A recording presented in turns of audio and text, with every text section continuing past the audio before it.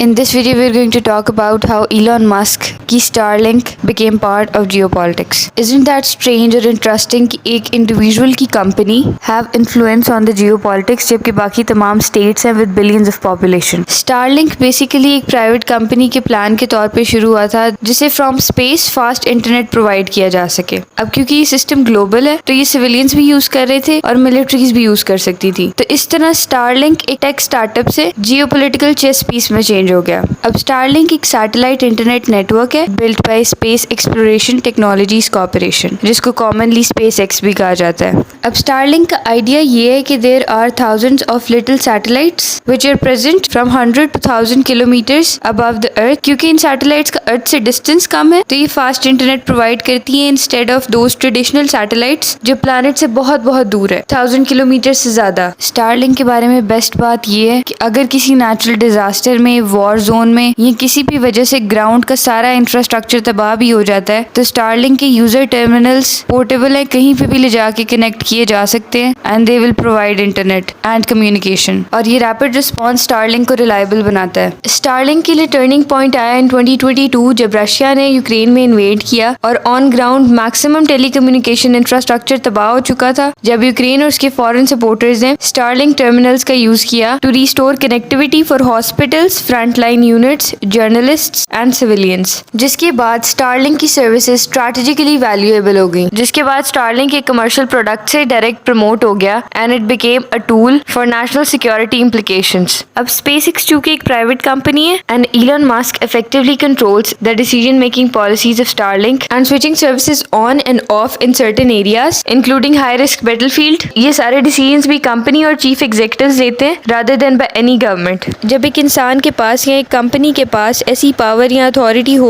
Over a critical communication service that makes it political. अब governments ने क्या realise किया कि Starlink को एज ए स्ट्रेटेजिक एसेट भी यूज किया जा सकता है और मिलिट्री कम्युनिकेशन और कमांड एंड कंट्रोल के लिए भी यूज किया जा सकता है. जिसके बाद SpaceX को गवर्नमेंट और डिफेंस रिलेटेड बहुत सारे कॉन्ट्रैक्ट्स मिल गए, मेकिंग इट जियोपॉलिटिकली सेंसिटिव.